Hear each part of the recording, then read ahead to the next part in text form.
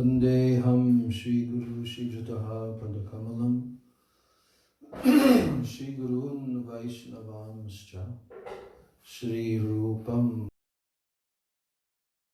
Sagrajatam Sahagana Raghunathan Vitam Tam Sajivam Sadvaitam Savadhutam Parijana Sahitam Krishna Chaitanya Devam Shri Radha Krishna Padan Sagana Lalita Shri Vishakhan Vitamscha Om Ajnanatimirandasya Jnananjana Shalakaya Chakshurunmilitam Yena Tasmai Shri Gurave Namaha Mukam Karoti Vachalam Pangum Langayate Girim Yat Kripa Tamaham Bande Shri Gurun Dinataranam Vancha Kalpa Tarubhyascha Kripa Sindhubhya Evacha Patitanam Pavanebhyo Vaishnavebhyo Namo Namah Namo Mahabhadanyaya Krishna Prema Pradayate Krishnaya Krishna Chaitanya Namne Gaura Chishe Namaha He Krishna Karuna Sindho Dina Bandho Jagatpate Gopesha Gopika Kanta Radha Kanta Namostute Tapta Kanchana Gaurangi Radhe Vrindavaneshwari Vrishabhanu Sute Devi Pranamami Hari Priye Vrindai Tulsi Devai Priyai Keshavasya Cha Krishna Bhakti Prade Devi Satyavachai Namo Namaha Shri Krishna Chaitanya Prabhu Nityananda Shri Advaita Gadadhar Shivasadi Gaur Bhakta Vrinda Hare Krishna Krishna Krishna Hare Hare Hare Rama Rama Rama Hare Hare Hare Krishna Krishna Krishna Hare Hare Hare Rama Rama Rama Hare Hare. You want to turn the fan on? No, we can. Because I'm feeling it's a little muggy today. Yeah.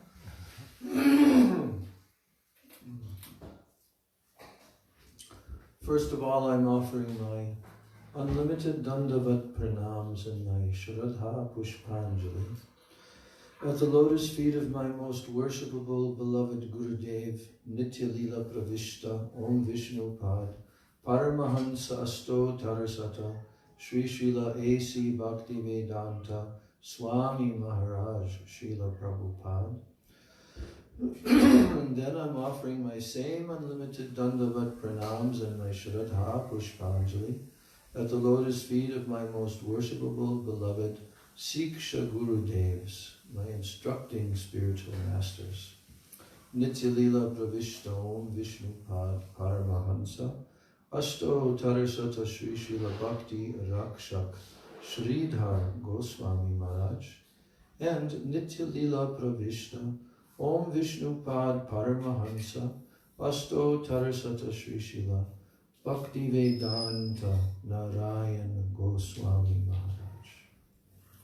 I'm offering my Dandavat Pranams to the lotus feet of all of my Sri Rupa Nuga Guru Varga, and I'm offering my Dandavat Pranams to all the Vaishnavas and to all the Vaishnavis.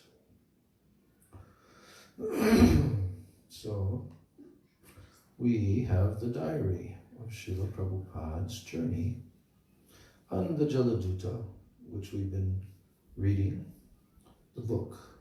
It's actually published by BBT.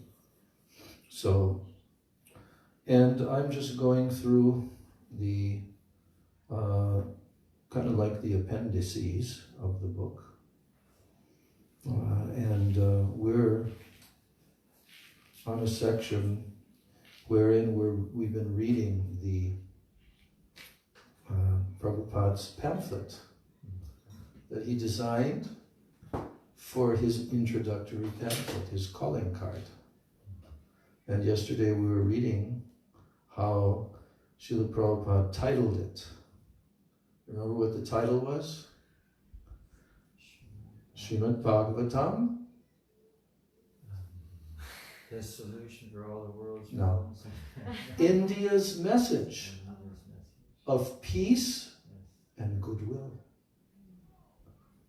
He's a goodwill ambassador for the Srimad Bhagavatam, which is India's message of peace and goodwill.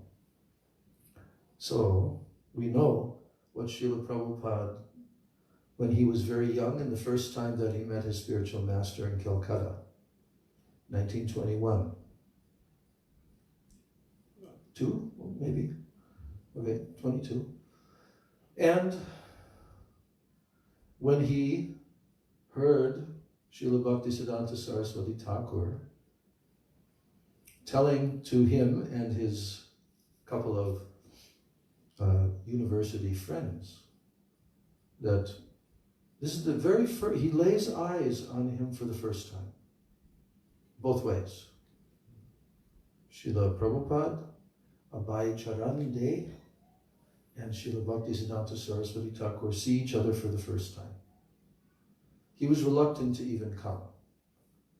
His friend had to pull him because he said, I've seen so many sadhus. And his friend told him, no, this sadhu is not like the others. You have to come and hear him. So he came, and when they entered into the room in Calcutta, he was already speaking. There were some other persons in the room.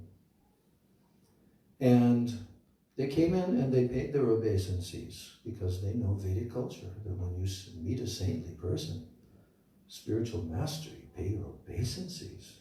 So they did that. Then they sat there. And immediately, Srila Bhaktisiddhanta Saraswati Thakur began to speak to them. Do you know what he said? Did you ever hear this before? What he told? Did you ever hear? Rishabdev knows. Take the mic and you can tell. This is a very famous exchange. Prabhupada has told about it many times. But the first meeting of eyes. He said go to the West to preach or something? Not quite, you'll see. Because at that time there's the English occupation, but he could tell right away, you're educated young men.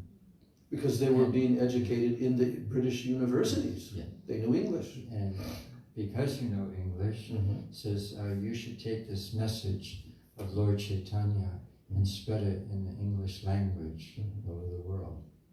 Correct. So he told him that. This is the first time he's seen him and his friends. You are educated young men.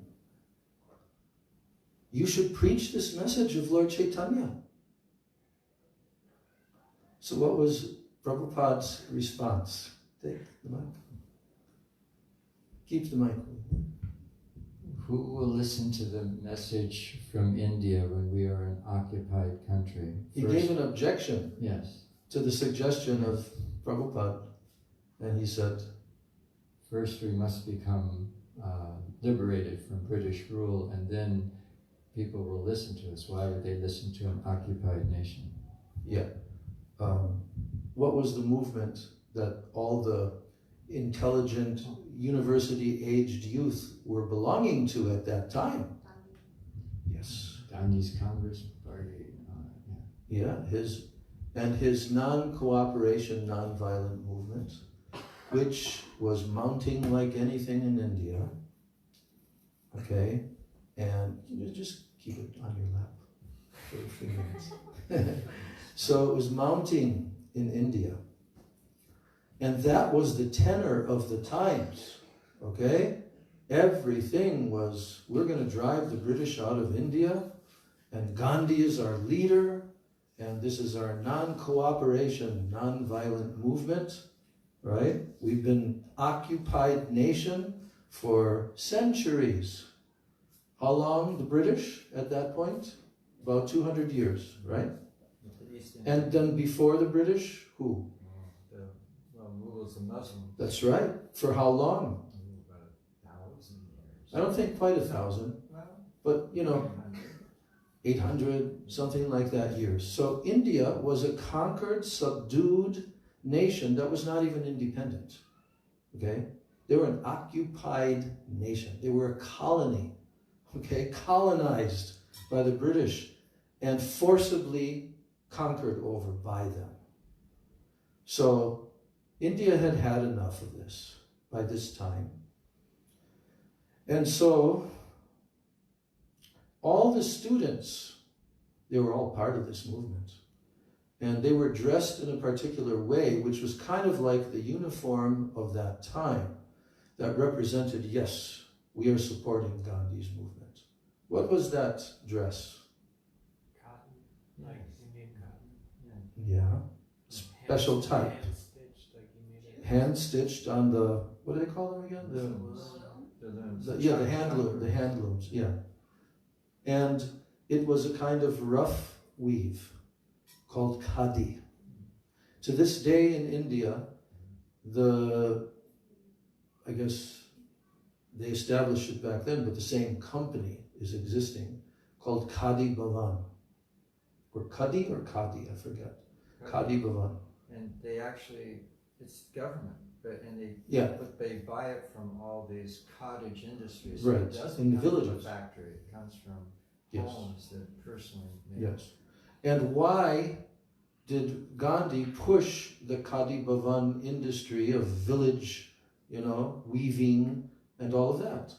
What were the British doing that caused them to become absolutely outraged what the British were doing, that he started this cottage industry all throughout the whole length and breadth of India, every single village, everyone was weaving cotton. What happened? They were stealing the cotton, taking it to England, making manufactured clothing, and then selling it back at a nice profit to the Indians. They were stealing India's cotton, shipping it to England, then having it made into cloth or tailored cloth, shipping it back to India, and then ripping off the Indians.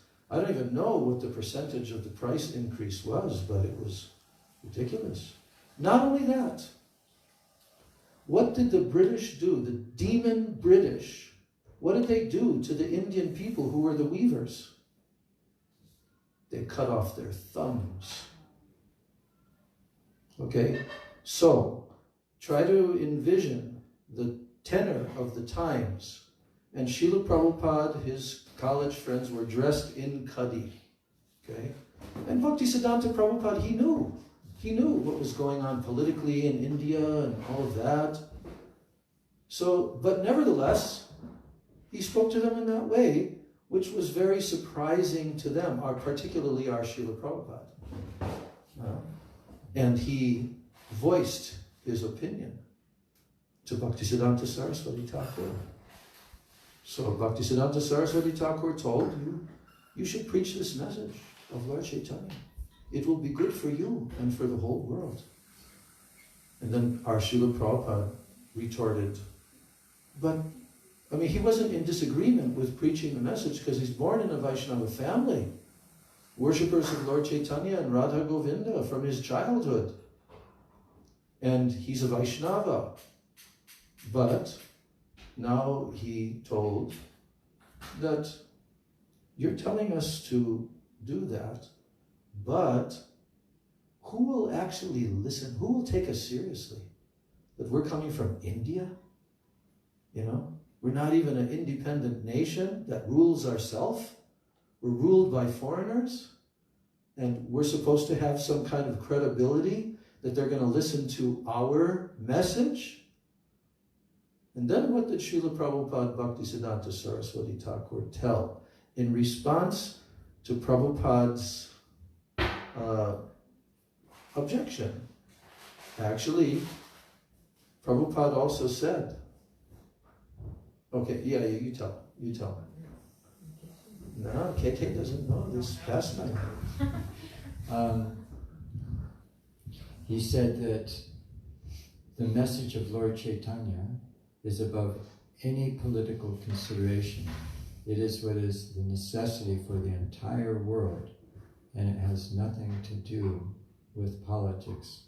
That there's a great lack and great need for it, but there's plenty of politics in the world, and it's transcendental to any political consideration. Yeah. He not only said, the main point is that he was telling this is completely transcendental. This has nothing to do with the mundane occurrences within this world, economic, social, political, any of those considerations. This message is the transcendental direct message from the Supreme Lord himself, Bhagavan Sri Krishna, Sri Chaitanya Mahaprabhu. And it is not at all under the control of any external situation. So we don't know his exact words, but in gist, that's what he told. And then, how did our Srila Prabhupada feel at that time when he was defeated? He felt that the message of Lord Chaitanya was in a very capable person's hands, and he immediately felt that he was given an instruction, a call to duty. Yeah, he was like that. And he felt that this personality, he is the one in whose hands this message of Chaitanya Mahaprabhu will be preached everywhere. That was his impression. And he also said that my spiritual master defeated me, and I liked being defeated by him. And then after that, he said that he kept on constantly thinking about him. Oh, I have met such a saintly personality. Always thinking and feeling like that. And in actuality, he was already in married life, although I think he was about 25 years old or 26 years old at that time. Young householder with already a couple of young children.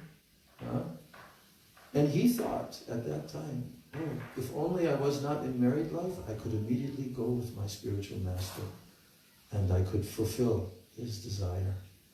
So, of course, everything is under Krishna's will. He wanted that he would live his life in a particular way, right?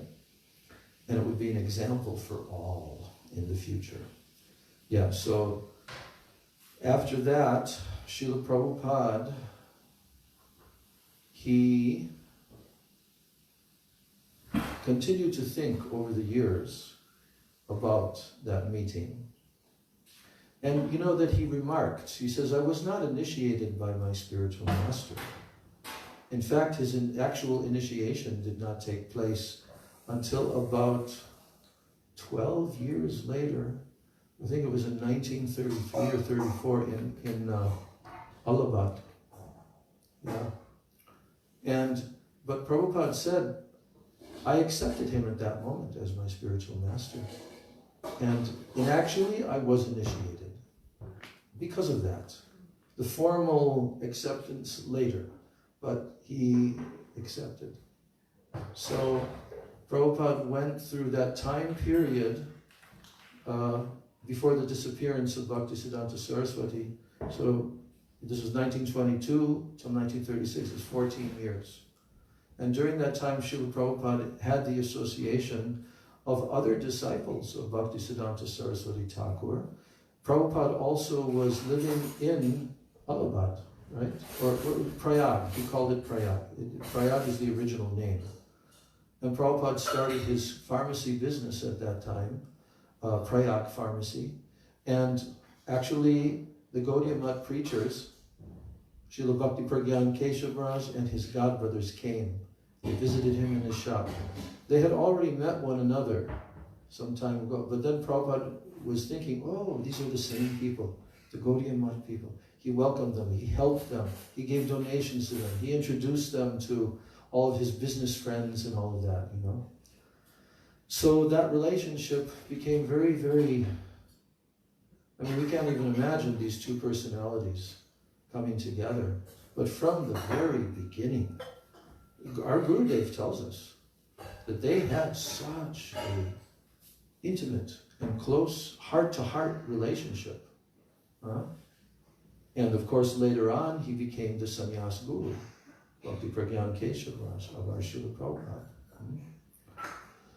So during these years, you know, Srila Prabhupada was mostly pursuing his business endeavors, and I told the other day about how it failed. Krishna was making it fail, okay? Because Prabhupada was not meant to pursue that line. And there was one shloka from the Srimad Bhagavatam which Srila Prabhupada read when he was in his younger years. In that shloka, Krishna himself is telling that if I want to give my complete mercy to someone, then I make the arrangement to take away all their wealth. Harishye tad dhanam. Dhanam means wealth. Harishye means to take away. Harishye tad dhanam shanai. Yasyaham anugrinami harishye tad dhanam shanai. For that person who I want to give my full mercy to, anugraha. Because Bhagavan has different levels of mercy, doesn't he? Yeah? But for that person who I really want to give my mercy to, harishye tadhanam shanai, I take away all of his wealth. Then what? What happens? It's in the second part of that verse. Seeing him, his relatives now consider him to be useless or whatever, and they start to reject him. Then the last line of the verse says, and in this way, he takes full shelter of my lotus feet. So Srila Prabhupada told this to our Gurudev when he left family life around 1954, something like that, and he came to Vrindavan, he came to Mathura, and he rented a room. I told this on Prabhupada's Vyas Puja Day, this story. He rented a room, and then Srila Gurudev found out that he was there, and forcibly he took him to the temple, and then they lived for many, many months very happily together. So Gurudev, he was speaking with Prabhupada at that time, and Prabhupada told him his story. He says, here's the story of my life. And then he said, when I was young, I read this shloka. But I was a businessman, I was in family life, and this frightened me very much. It frightened me. And so then in the course of my years of trying to succeed in business, there were successes and then there were failures. And three different times over those years, I became very successful, and then suddenly everything collapsed. 3 times. So then Prabhupada said, what I was fearing has now come on my head. And of course that was Krishna's will, Krishna's desire, right? Because Srila Prabhupada was not meant to do business. You want to say? I have a somewhat unrelated question, but something I've been pondering. Yeah. As you're bringing up all this discussion we had on Vyasa Puja. Right. I remember hearing some years ago that the feelings we have or the tears we have are like on these appearance days, on these Pushpanjali days for, I'm only speaking for myself. Yeah. These are not like real transcendental feelings, this is simply sentiment. No, it's not simply sentiment. So I guess go on.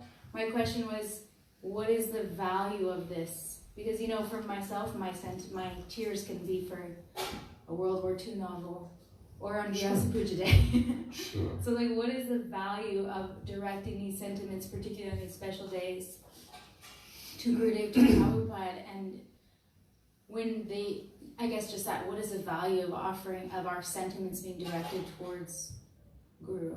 Oh, very valuable, extremely valuable. First of all, you're an initiated disciple of Sri Guru, and those who are in the Guru Parampara, you have a very intimate and deep connection with them, right? And we want that those personalities will come into our heart. We want that that will take place in our life, and we'll become so much attached to them. Why? Because Srimad Bhagavatam is telling, by attachment to the sadhus, all of our other attachments become cut, right? And ultimately, although we also may fear our attachments of this world being cut, and we may not be so welcoming to that, but nevertheless, we know intuitively, in the deepest part of our heart, that really what we want is our eternal relationship of love for Krishna, which is only possible through a very deep, loving attachment with Sri Guru, right?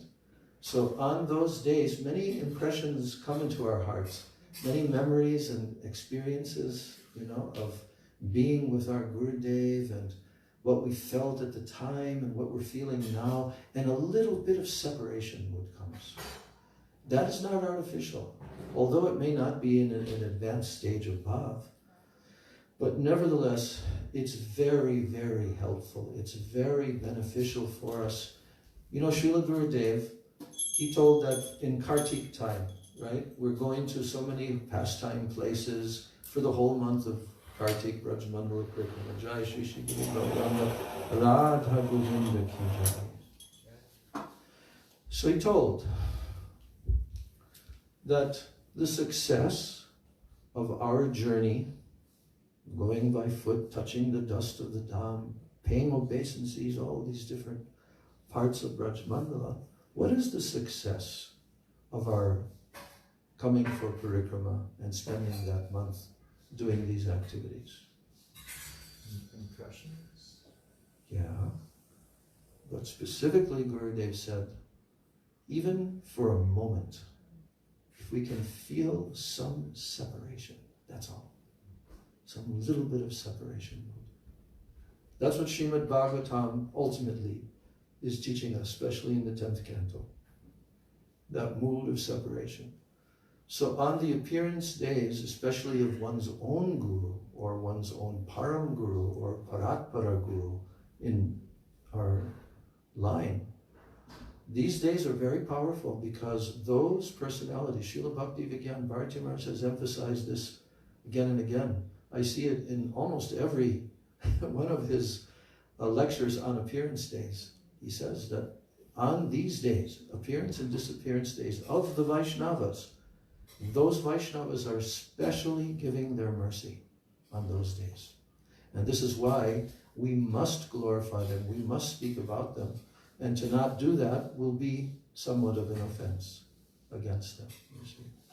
So I would not say that this is just sentiment, not at all. And like you say, okay, devotees are soft-hearted. You know that Arjuna was crying tears, right? In the first chapter, he saw his relatives and so forth. Tears came to his eyes. What did Krishna consider that to be? That weakness of heart. Yes. Hridaya Dorbalyam, weakness of heart. Krishna said, this is not befitting of you. This is not becoming of you, Arjuna. You're a world-famous, universal famous warrior. Kshatriya, everybody's going to laugh at you. But in the purport, Srila Prabhupada said, this is the symptom of the Vaishnavas. This is not artificial. The Vaishnavas have the mood of compassion. Okay? So, in our regular daily life, there will be many circumstances that arise.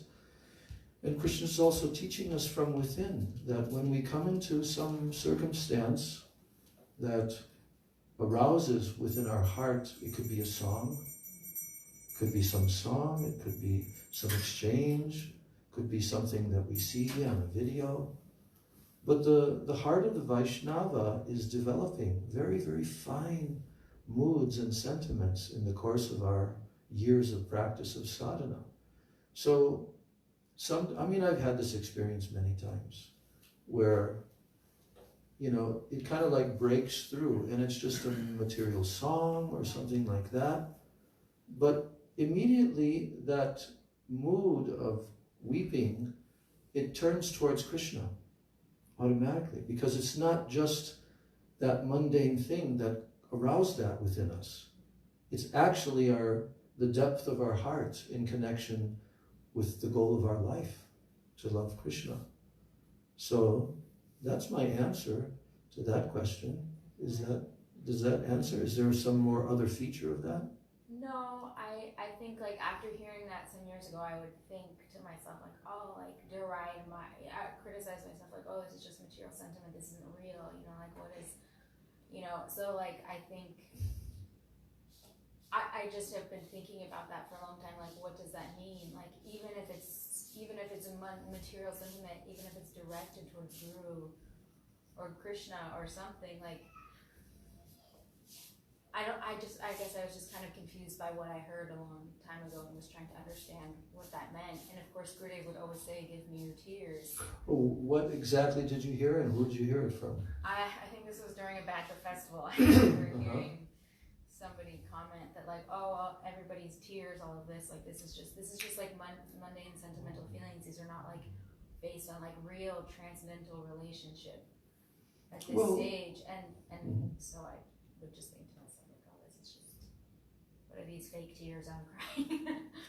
Well, one thing is that we are aspiring for that day when the true moods will come, because like the 6th shloka of the Sikshastakam, this is discussing nearing the stage of bhav, right?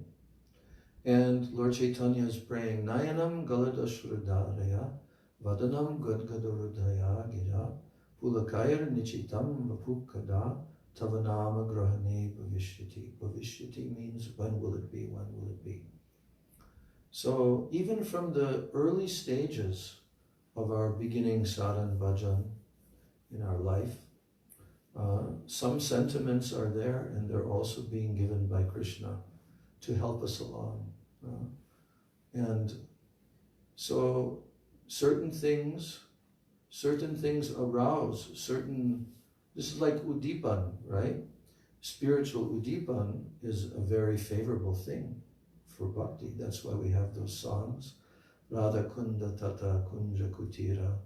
And so Bhaktivinoda Thakur is remembering all these spiritual places and personalities in Braj and how they arouse remembrance of Krishna.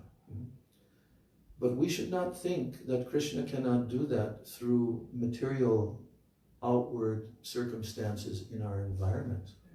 And especially for very exalted devotees, Krishna also sends them certain inspirations. We can cite the example of Srila Prabhupada that he cited himself. Okay, so Srila Prabhupada was struggling alone in the winter in New York. And he was thinking, maybe I will take the next ship from Skindia navigation. And he went down to the port and he was looking at the schedules of the ships, which dates they're coming, this and that. And you know that Prabhupada initially, he only asked for 3 months when the immigration official came onto the ship at Boston Harbor. And he asked for 3 months. He thought to himself, maybe 3 months I can last that long. But, during that 3 months, the first 3 months, about the first month or so, he was in Butler, Pennsylvania, but then the next 2 months he was in New York, and you can see it by his diary, he was very busy. He was trying to turn every stone, He lists all the different people that he was going to their office, he has appointments to speak to them. He was trying to find from anywhere, from any organization, that he could get some support to help his preaching mission. And it wasn't necessarily coming. He also wrote to certain godbrothers in India who were like in acharya positions and so forth. So now the time was ticking and the 3 months was almost finished and Srila Prabhupada had to make a decision. So at that time he decided, okay, I will, because something is happening, so I will continue for another 3 months. So he extended it another 3 months. Then during that 3 months, there was also so much struggle and disappointment and so forth. But Prabhupada was preaching. Even there was just a tiny little handful. Sometimes 2 people came. He would advertise 3 times a week. He would have an evening program. So that time, now he's been in America for 9 months. And it's time for him to extend his visa. And at that time, he was questioning, maybe I should return. And then Prabhupada tells the story himself, because in that area where the harbor was in New York, but there's a lot of steel mills, and factories and stuff in that area. And they advertise on the billboards, buy this kind of steel, right? So Srila Prabhupada, at that time, when he was trying to make a decision, should I extend, should I not extend, suddenly he looked up and he saw this billboard. And on the billboard was the words, such and such steel company, right? And then it said, unalloyed steel. Because, alloys are what are not, you don't want them in the steel. You want pure, unalloyed steel. So when he saw that, he saw, oh, Krishna is telling me, unalloyed. So he extended his visa. And that was the clincher, because that was the 3 months in which everything shifted and all the people started to come and they got the storefront in New York and then it's all history from there.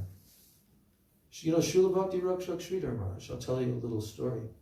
He also told the story, interestingly, about a billboard. And this billboard was in Calcutta. Srila Sridhar Maharaj, after the disappearance of Bhaktisiddhanta Saraswati Thakur, he had been approached by many persons to give them initiation. But Srila Sridhar Maharaj was not inclined to do that. And he was even sending them to some of his own godbrothers, right? And there were 3 incidences that happened, which he described, that changed his mind. So, because he was thinking, I'm not qualified, why should I do this? And one of the incidences was in the middle of Dalhousie Square, which is like the center of Calcutta City, especially at that time. Even it's now like the offices, buildings, and everything. So there was a big billboard there because it was the Second World War time, nearing the Second World War time. And Srila Sridhar Maharaj had held off and he was thinking like that. I'll not do that. I'll not venture to do that. So then he saw this billboard.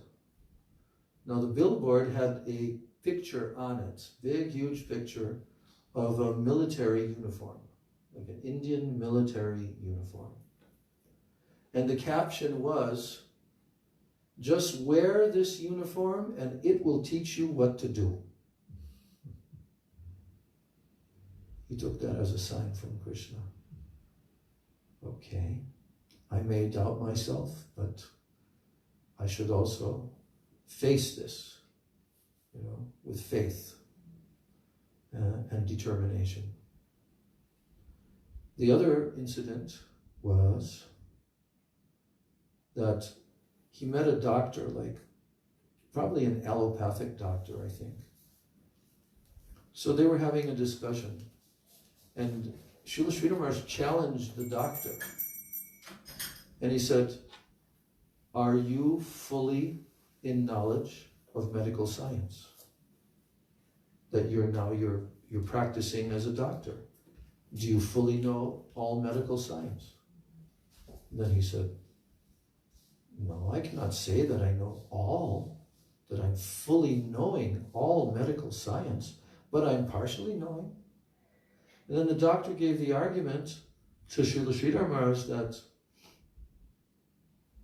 if everybody waited, all the medical students waited until they had become full knowing, then gradually the whole science of medicine would just disappear.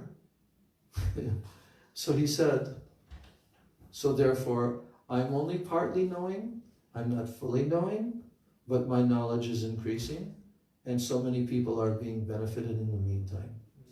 And Srila Sridhar Maharaj agreed with him, yes, you're correct. Then the third incident of the three incidences was that Srila Sridhar Maharaj, he had a we call it, in his heart and in his mind, he had a dilemma that he was facing. And the dilemma was that he himself was very much inclined to retire from doing outward active preaching and propagation, and to simply stay in Navadvip Dham and absorb himself deeply in his own personal bhajan. But where did the dilemma come from was that he knew that his spiritual master, Bhaktisiddhanta Saraswati Thakur, who of course had passed away, he did not approve of this. Retiring from the preaching field and for your own benefit, trying to just do your bhajan. Nirjan bhajan means solitary bhajan. So in this way, Srila Sridhar Maharaj was in a quandary. And what he decided to do was to go to Ekachakra, the birthplace of Lord Nityananda, because he reasoned that if I am going to now attempt to live in the holy Dham and not leave, and be in the Dham, the only way that I'll be able to do this is if I receive the permission of the Dham Ishwara, which is Lord Nityananda. So he went there to Ekachakra, and the deity of Lord Nityananda in the temple there, he was bowing down and paying his Dandavat pranams in front of the deity. And he was sincerely begging and praying for Sri Nityananda Prabhu's mercy and permission, right? And Srila Sridhar Maharaj said, like a thunder, like a clap of thunder, in my heart, not outwardly, came a voice. And of course, that voice was Lord Nityananda giving his response. And the voice told him, you are coming to pray for the mercy, but you don't want to give out the mercy. That's what he told. Srila Sridhar Maharaj got his answer, very clear. I will have to make a compromise between my moods and desires and that of my spiritual master. So the compromise was his founding of that Sri Chaitanya Saraswat Mat in Navadvip Dham, where he stayed and lived there till the end of his life. But from there, he would periodically go, especially to Calcutta for preaching, and stay with our Prabhupada. So that was Krishna's will, that he would be with our Prabhupada. And Prabhupada said, Krishna liked him to prepare me, you see. So we don't know. Krishna knows everything. He knows everything. Past, present, future. He knows every jiva, everything.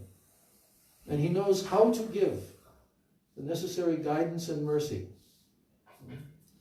So in this way, we should know that Prabhupada used to write in letters even to his early disciples, when the preaching mission started. All the temple presidents, he was in touch with them constantly. Rishabh knows, he was one of them. But so many letters coming from Prabhupada regularly, And Srila Prabhupada was inspiring his disciples. And he used to tell, he said, Krishna has given you this intelligence. Like when they're asking questions, what should I do? How should I do it? But you should understand, Krishna is in your heart, and he will supply to you the necessary intelligence. Simply be sincere, and Krishna will help you in that way. So the Srila Prabhupada, he's telling in his pamphlet that Srimad Bhagavatam is India's message of peace and goodwill. And he's coming in the middle of the revolutionary 60s, where there were so many peace marches and against the Vietnam War and all of that. So he knew that the world needs peace and goodwill. And so he's saying, we read this yesterday, but because we're near the end, I'm just reading that. He's saying, Tridandi Goswami, A.C. Bhaktivedanta Swami. Oh, he says 60 volumes of elaborate English version. 60 volumes, there's only 3 at that time. By Tridandi Goswami, A.C. Bhaktivedanta Swami, carried by the Scindia Steam Navigation Company Limited, Bombay, all over the world for scientific knowledge of God. All over the world. I guess you could say that at that time because he came all across the planet, So, but eventually he did go all over the world in that 12-year period. Then he says the sufferings of the entire human society can at once be brought under control simply by individual practice of bhakti yoga, a simple and easy process of chanting the holy name of God. Every country, every nation, and every community throughout the world has some conception of the holy name of God.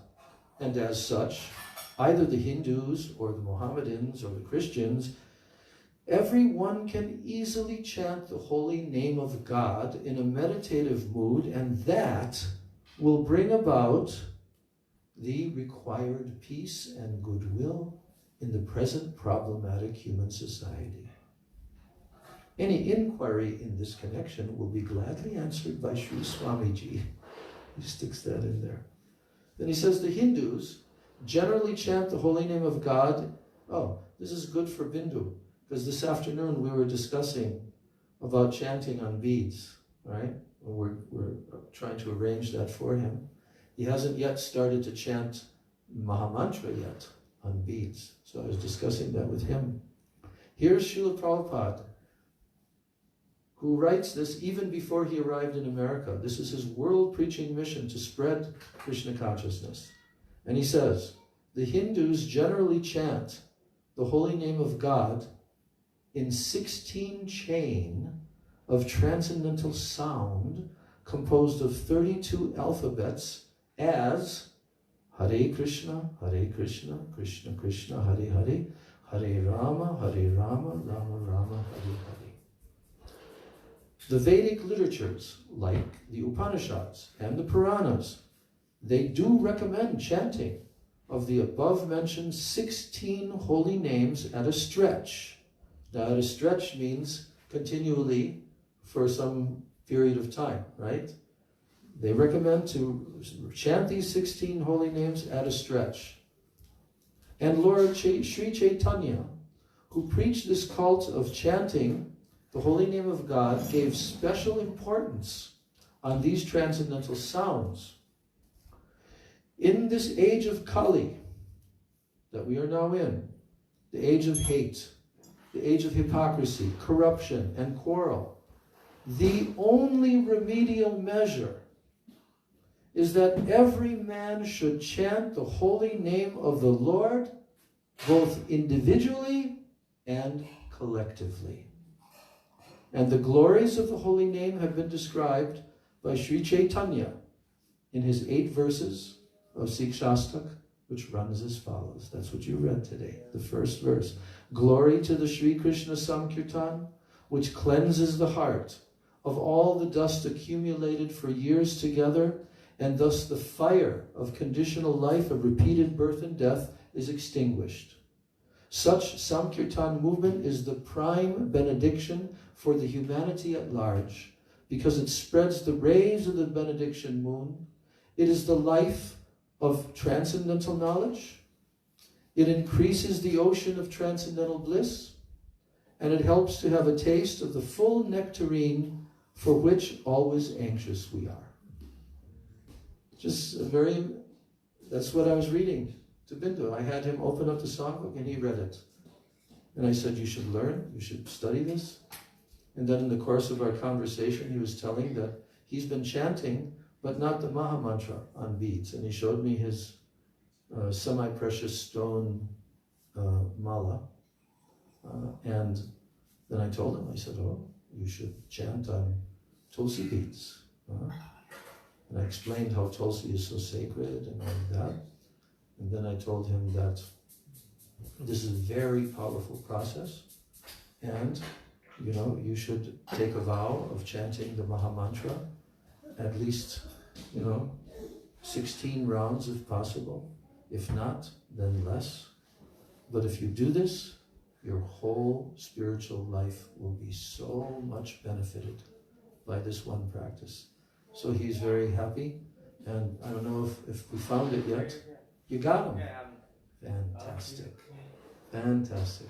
So I guess after the artik, you have the bead bag also and everything? Everything. Oh, fantastic. Okay. Or we can do it right now. I'll give it to him.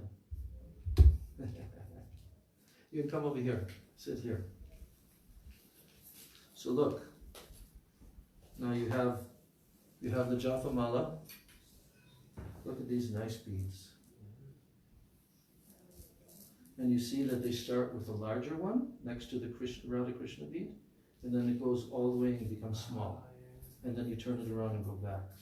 So in this way, you keep the beads inside of the bag. And you know what the bead bag represents? The bead bag, Srila Gurudev told, the bead bag represents our heart. And so this is why there's a hole in this side to keep out this finger, our index finger, pointing finger, right? And we put our hand in the bead bag and we hold on to the beads inside of the bead bag, and then we chant Hare Krishna, Krishna Krishna, Hare Hare, Hare Rama, Rama Rama, Hare Hare. Then we go to the next bead. Hare Krishna, Krishna Krishna, Hare Hare, Hare Rama, Rama Rama, Hare Hare. And this way we go all the way around. When we reach this side, then we've completed one round, and then here's your counting beads. And you bring one down like this. Now you've done one round. And there's 16 here. In this line, then there's those 4, as I told you before, for chanting groups of 16. Okay? So in this way, you're very fortunate. You don't cross over the Radha Krishna bead. Yeah, you never cross over it. You don't jump across it. He kind of knows that already from somebody told him. Yeah. So in this way, these beads are very special. They're Tulsi Mala, and you should not put them like on the floor or any dirty place, and you be very careful not to lose them, because it's easy to lose them. So always have them, like if you're not chanting on them, then you can go like that, tie around the beads, and put them in a place that you generally keep them. And in that way, you probably won't, forget. But like I told you my story of carrying it around the neck, never. Don't do that, because they can fall out from the bag. So, very good. So you can repeat after me. Hare Krishna. Hare Krishna. Hare Krishna. Hare Krishna. Krishna Krishna. Krishna Krishna. Hare Hare. Hare Hare. Hare Rama. Hare Rama. Hare Rama. Hare Rama. Rama Rama. Rama Rama. Hare Hare. Hare Hare. Hare Krishna. Hare Krishna. Hare Krishna. Hare Krishna. Krishna Krishna. Hare Hare. Krishna Krishna. Hare Hare. Hare Rama. Hare Rama. Hare Rama. Hare Rama. Rama Rama. Hare Hare. Rama Rama. Hare Hare. Hare Krishna. Hare Krishna. Krishna Krishna. Hare Hare. Hare Krishna. Hare Krishna. Krishna Krishna. Hare Hare. Hare Rama. Hare Rama. Rama Rama. Hare Hare. Hare Rama. Hare Rama. Rama Rama. Hare Hare. Hare Krishna. Hare Krishna. Krishna Krishna. Hare Hare. Hare Rama. Hare Rama. Rama Rama. Hare Hare. Hare Krishna Krishna Krishna Hare Hare, Hare Rama Rama Rama Hare Hare. Very good. So with your right hand, you take the beads. Now you should chant every day of your whole life. Okay. Very good. Gaur Premanande. He's also going to see Shamrani. Yeah, when he goes up to the East Coast. Jai Shishi Radha Govinda ki jai.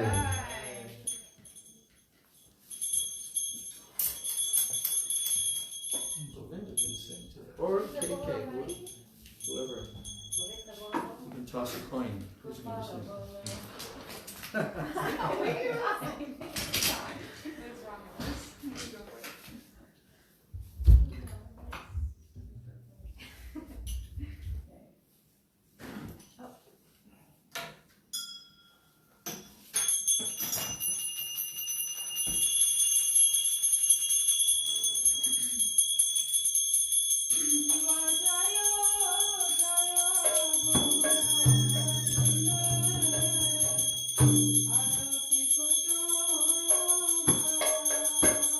Jai